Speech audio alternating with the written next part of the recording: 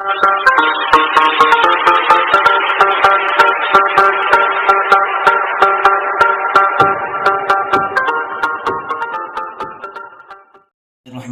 मेरा बेटा ये काशी रेजिड्यू थ्योरम है बाय डॉक्टर इकबाल साहब की बुक से। ठीक है जी, कम्प्लेक्स एनालिसिस की बुक जो उनकी है। इसमें मेरा बेटा देखें, कहता है कि एक फंक्शन है जो कि एनालिटिक है, सारे अपना सारी एक कर्व है सी और सारे पे, ठीक है। लेकिन कुछ पॉइंट ऐसे हैं जिन पे पोल मौजूद है। अगर पोल मौजूद है तो इसका मतलब है वहाँ पे जो है ना, उसकी आप लॉरेंट सीरीज लिखेंगे तो उसमें फाइनाइट जो है प्रिंसिपल पार्ट फाइनाइट होगा, ठीक है। तो कहता है finite number of poles within a close contour C and continuous on boundary of C. अच्छा, वो फिर कहता है कि प्रूव करें कि उसका जो इंटीग्रेशन है फंक्शन एफ ऑफ जी की इंटीग्रेशन उस कर्व सी पे वो इक्वल होगी किसके, 2 pi iota into sum of residues, ठीक है। जितने भी पॉइंट हैं ये सारे जिन जिन पे पोल मौजूद है जो सी के अंदर मौजूद हैं, ठीक है, वो पोल जो सी के वो उन पॉइंट पे पोल जो सी के अंदर मौजूद हैं उन पे अगर आप रेजिड्यू निकालेंगे सबका तो वो उनका सम करेंगे और 2 पाई आयोटा से मल्टीप्लाई किए तो ये दोनों इक्वल हो जाएंगे। ये इसकी सिंपल स्टेटमेंट है। इसका मेरा बेटा प्रूफ देखना है आपने। प्रूफ पहले अगर डायग्राम इसकी बना लें ज़्यादा अच्छी है तो आपको समझ आएगी। एक सी बना लें, कंटूर सी, ठीक है जी, ये ऐसे करके, ठीक है, ये ऐसे ही कंटूर सी। इसके अंदर फाइनाइट नंबर ऑफ पोल्स मौजूद हैं। इसका मतलब इसके अंदर पॉइंट मौजूद हैं, इसके अंदर पोल मौजूद हैं। इसके अंदर कुछ पॉइंट्स मौजूद हैं, ठीक है, कुछ पॉइंट्स कह दें Z3 और सो ऑन ZN तक, ठीक है, जिन पे क्या मौजूद है मेरा बेटा, पोल मौजूद है, ठीक है। इन पे ये जो एफ ऑफ जी है वो एनालिटिक नहीं रहेगा, बस इतनी सी बात है, ठीक है। पोल मौजूद है इसमें, इन पे एनालिटिक वो नहीं रहेगा। तो मेरा बेटा देखें, इसके लिए ये आपने बना लिया, इसके अंदर ये पॉइंट लगा लिए, बहुत सारे पॉइंट लगाए हैं मैंने, ठीक है ना, Z1 Z2 Z3 so on कहाँ तक, ZN तक, ठीक है जी। तो इसके अंदर ये आपके पास पॉइंट आ गए, सही है। अब ये लेट कर लें, देखें लेट, ठीक है जी, सी इज़ जैसे दिया हुआ है, बल्कि इसको आप लिख सकते हैं let C is closed contour C, ठीक है जी, and let Z1 Z2 so on ZN, ठीक है जी, बी द पोल्स अच्छा विद इन सी, जैसे उसने बताया हुआ है ऐसे लिख लेना, विद इन सी, ठीक है जी। अब हमने नाम दे दिया उन पॉइंट्स को, पहले नाम नहीं दिए हुए ना, फाइनाइट नंबर लिखे हुए हैं, जस्ट हमने नाम दे दिया, ठीक है जी। आगे कहता है कि ये इस पे है, नेक्स्ट ये इन पॉइंट्स पे अब हमने खुद से ड्राइंग करनी है। इस पे हम क्या करेंगे, इस पे भी एक सर्कल लगा लेंगे, इस पॉइंट पे भी सर्कल, जहाँ एक पॉइंट लगाएं इस पे एक सर्कल लगा लें, ये ठीक है। इस तरह यहाँ पॉइंट लगाएं, इस पे एक सर्कल लगा लें, यहाँ एक पॉइंट है ये Z3, इस पे सर्कल आ जाएगा ये, ठीक है जी। इस तरह यहाँ पॉइंट लगा, इस पे भी सर्कल आ जाएगा ये, ठीक है जी। तो मेरे बेटा देखें, ये आपके पास सर्कल हैं, इनको नाम दे लें, ये C1, इसको नाम दे दें C2, इसको नाम दे दें C3 और इसको नाम दे दें CN, ठीक है। और ये Z3 के लिए इसको नाम दे दें C3, ठीक है जी। ये बस नाम आपने देने हैं खुद से। और यहाँ पे कहें, ठीक है जी, let C1 is circle with centre at Z1, ठीक है जी। इस तरह से C2 is circle with centre at Z2, इस तरह से C3 भी क्या होगा, सर्कल एट सेंटर Z3, फिर सो ऑन। और लास्ट में आप लिखेंगे कि जो CN है is a circle at z n. ठीक है जी। नेक्स्ट मेरा बेटा देखें, इसमें नेक्स्ट लिखें and let radius of all circles is R which is very small,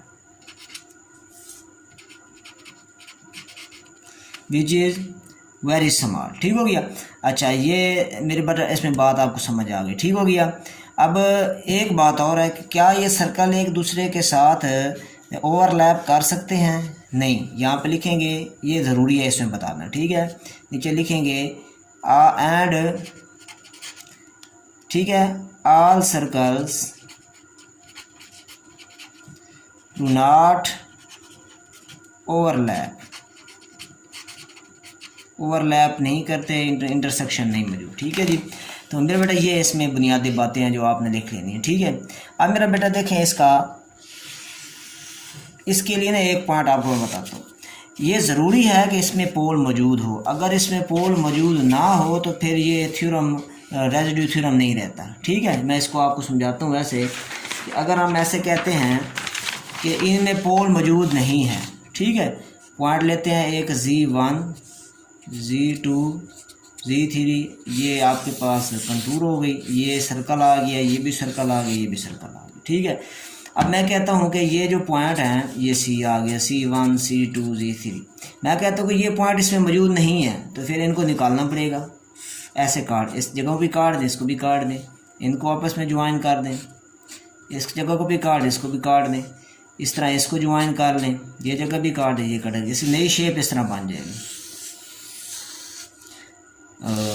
ऐसे ये आपके पास Z2 पॉइंट है।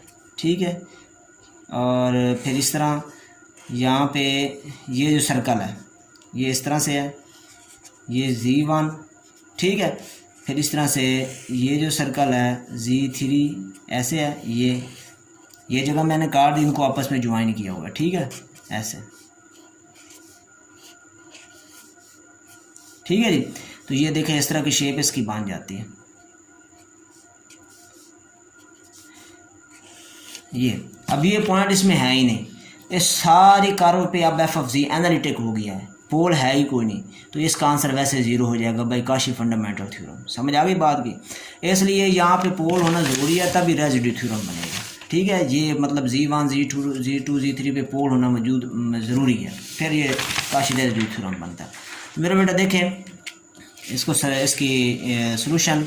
अब ये मेरा बेटा whole curve is equal to, इधर लिखेंगे बाई, ठीक है जी, इसका मेरा बेटा टोटल जो है इंटीग्रल किसके इक्वल होगा, integral C f of Z is equal to, ठीक है जी, इन सब कारों का सम C1 पे f of Z dz plus C2 पे f ऑफ Z dz। ठीक है। और इसी तरह से प्लस 100 ऑन कर दें, और Cn पे f ऑफ Z dz, इसको सम की फॉर्म में भी लिखा जा सकता है, इसको आपने इक्वेशन नंबर 1 कह देना। ठीक है। सम की फॉर्म में लिखें तो ऐसा लिखा जाएगा, सम I from 1 to n Ci f of Z dz। ठीक है जी। अब मेरा बेटा देखें, पहले हम क्या करते हैं, सिर्फ C1 ले लेते हैं। ठीक है जी। इधर लिखते हैं taking circle C1 with centre Z1। अब मेरा बेटा इस क्योंकि पोल है Z1 पे, Z2 पे, Z3 पे, सब पे पोल मौजूद है, तो पोल का कोई ना कोई आर्डर भी होता है। लिखेंगे and it's order is M1, its order, its pole of order is M1। ठीक है। तो Z1 पे जो आपके पास सर्कल मौजूद है उस पे अगर पोल मौजूद है तो उस पे पोल आर्डर कितना है, M1 है। ठीक है जी। या लिखें and pole of order is M1। At Z1 पे जो सर्कल है इसी पे। अब मेरा बेटा देखें पोल ऑफ ऑर्डर M1 पे Z1 मौजूद है, तो हम इस पे Z1 पे इसकी फंक्शन की हम लिखेंगे मैक्लॉरेन सीरीज़, लॉरेंट सीरीज़, ठीक है। लिखेंगे using Laurent series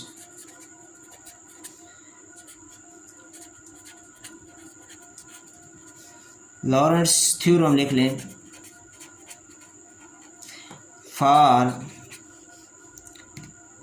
circle C1 eight Z1, ठीक है जी।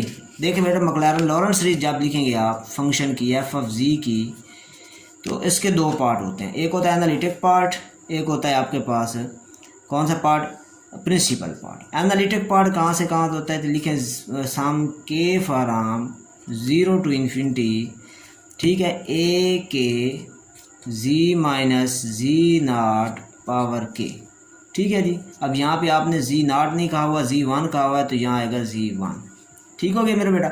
इसी तरह से प्लस ये आया इसका एनालिटिक पार्ट,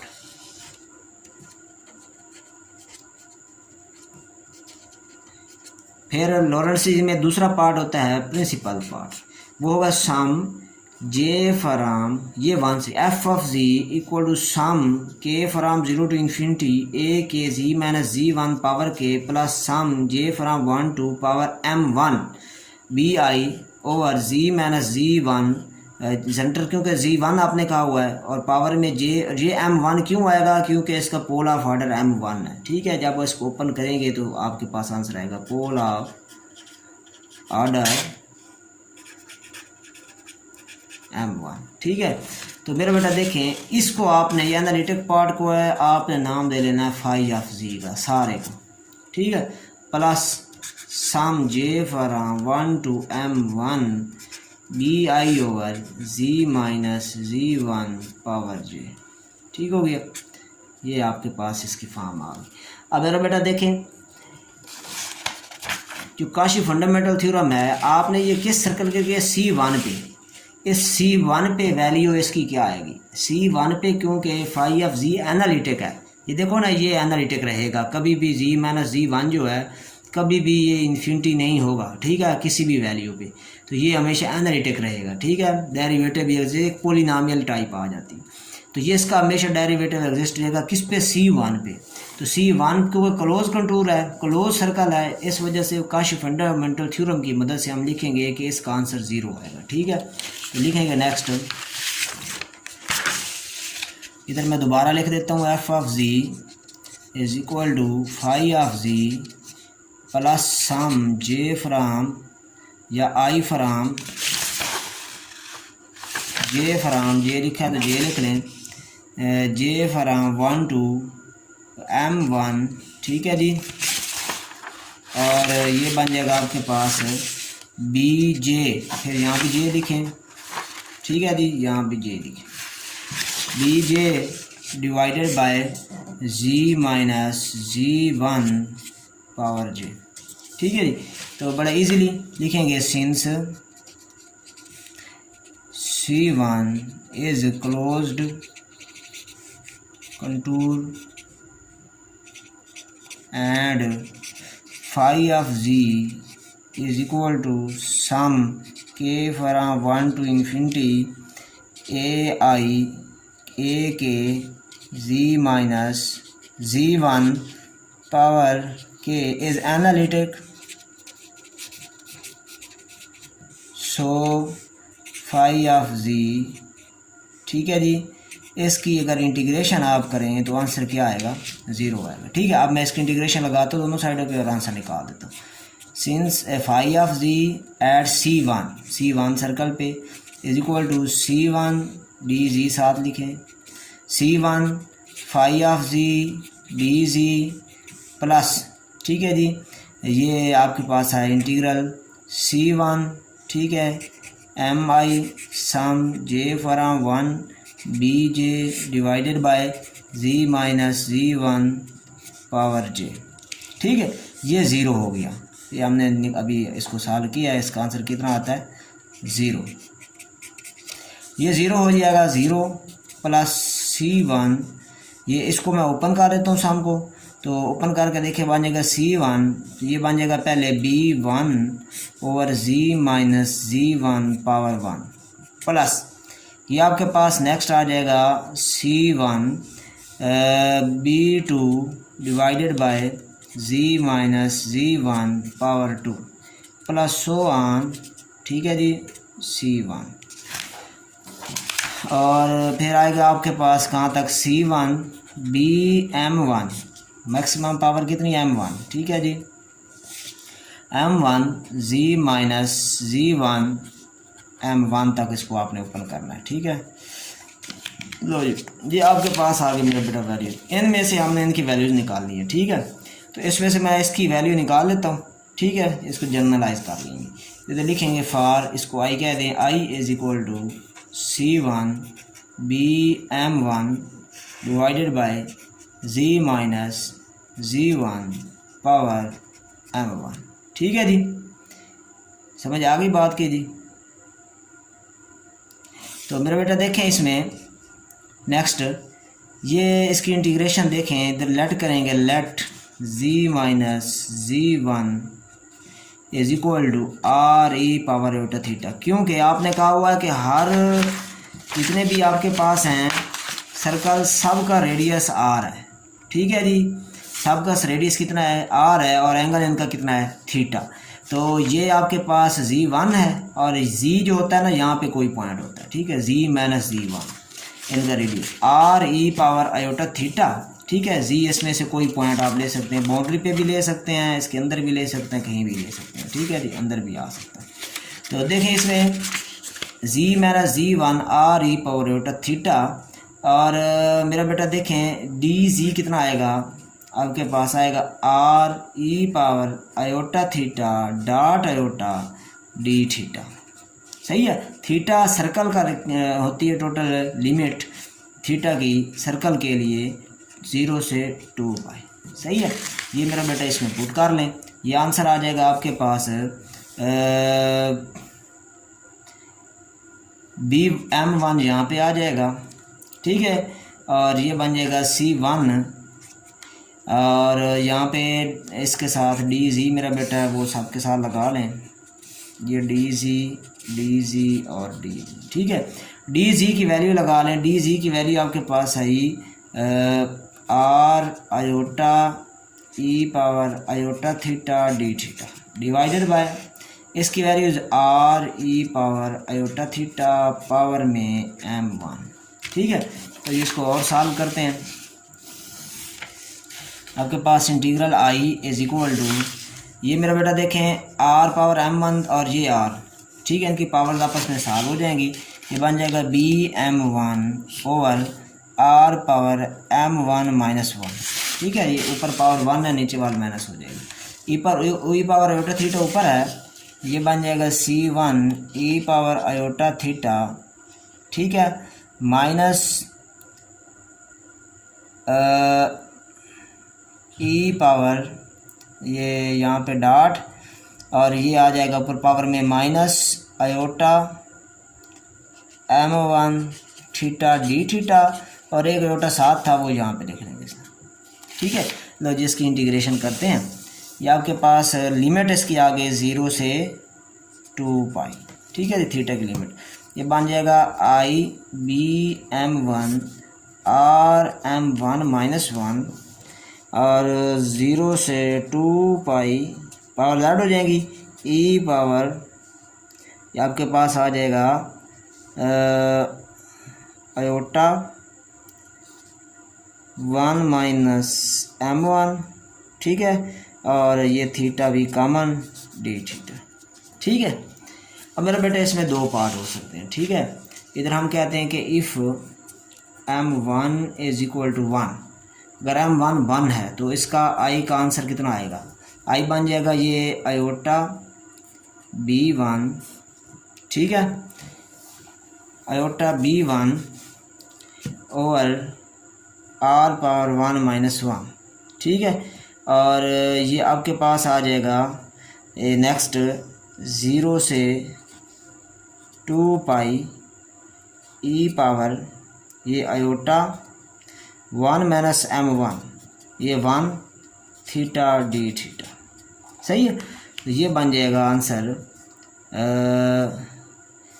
आयोटा B1, ठीक है जी।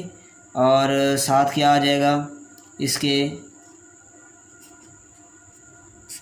r पावर 0 से 2 पाई, ये भी 0 हो जाएगा, e पावर 0, ठीक है, तो ये 1 हो जाएगा। फिर डी थीटा ये बन जाएगा आयोटा B1 और नीचे तो 1 हो जाएगा, ये इसकी e पावर 0 1 होता है, बन जाएगा आयोटा B1, ठीक है। और इसकी इंटीग्रेशन करें तो आएगा थीटा 0 से 2 पाई, बन जाएगा iota B1 2 pi minus 0 is equal to 2 pi iota B1, ठीक है जी। ये मेरे बेटा आपके पास ना इसका आ गई पहली स्टेटमेंट, ठीक है। और ये आपके पास इसका आंसर आ गया, ठीक है, R1। अब नेक्स्ट देखें मेरा बेटा, अगर हम कहते हैं इफ़ इसके अलावा कोई और हो, ठीक है, M1 is not equal to 1, 1 के अलावा कोई और हो, फिर आई क्या आएगा? फिर आई आएगा आपके पास आयोटा BM1 और R पावर M1 माइनस 1, इसकी डायरेक्ट इंटीग्रेशन कर लें। अब इंटीग्रेशन कर लेंगे क्योंकि 1 की इक्वल तो है नहीं, तो ये बन जाएगा e power iota 1 minus M1 और 1 माइनस M1, ठीक है जी। तो ये मेरा बेटा आपके पास आ जाएगा इंटू थीटा, ये 7 आयोटा भी आ जाएगा 0 से 2 पाई। थोड़ा सी कैलकुलेशन है तो देखें ध्यान से, ये आपके पास आ जाएगा आयोटा से आयोटा तो कैंसिल हो जाएगा, ये बन जाएगा BM1 ओवर RM1 माइनस 1, ठीक है, और साथ ये आ जाएगा 1 माइनस M1, ठीक है। अब ये देखें इस पे वैल्यू, ये आपके पास बन जाएगा E iota 1 minus M1 into 2 पाई अपर लिमिट 2 पाई, ठीक है, minus e power iota 1 minus M1 into 0। अब इसको सॉल्व करने से ना इसका आंसर 0 बनेगा। कैसे, मैं इसको सॉल्व कर देता हूँ, यहाँ देख लें, यहाँ पे मेरे बेटा ने इस पे लगाएं आप एलर फार्मूला कास, ठीक है, 2 पाई इंटू 1 माइनस M1, ठीक है, प्लस आयोटा साइन, ठीक है, ये आपके पास आ जाएगा 1 minus 2 pi into 1 minus M1 और आंसर आएगा 1। इसका आंसर जो है ना, इसका आंसर 1 आएगा, ठीक है। अब मेरा बेटा देखें इसमें ये 2 पाई साथ है, 2 पाई का जो भी मल्टीपल होगा ना वो बनेगा। अब 2 इस 2 पाई के साथ ये 1 माइनस M1 का अगर आप फर्ज करें M1 इक्वल टू 2 पुट करते हैं तो आपके पास -1 है तो -2 पाई आएगा। इस तरह आप यहाँ पे M1 की जगह 3 पुट करते हैं तो 1 माइनस 3 -2 बनेगा तो -4 पाई बनेगा। तो ये हमेशा पाई के साथ इवन नंबर आएगा। जब भी पाई के साथ इवन नंबर हो काज की वैल्यू होती है 1, ठीक है। अच्छा, इधर पाई के साथ आड हो या इवन हो साइन की वैल्यू 0 होती है और ये -1, ये कट जाएगा, आंसर क्या आ जाएगा 0, ठीक है। M1 इज इक्वल टू 1 के अलावा कोई भी वैल्यू होगी आंसर 0 देगा, सही है। तो इसका आंसर आपके पास आ जाएगा इक्वल टू 0, ठीक है। तो हम लिखेंगे इसमें C1 का आंसर जो है वो लिखेंगे, C1 का आंसर मेरा बेटा ये आपके पास इसमें बाकी सब के लिए इस वैल्यू 0 आई, इसकी भी 0 है, सब की 0 है, लेकिन इस M1 ये मतलब जब पावर में रेजिड्यू पावर 1 है तब इसका आंसर जो है, मैंने M1 लगाया ना तो तब इसका जो आंसर है वो क्या है आपके पास 0 नहीं है बल्कि कितना है 2 पाई आयोटा बी, ठीक है। तो ये फार्मूला इस तरह से बन जाएगा आपका।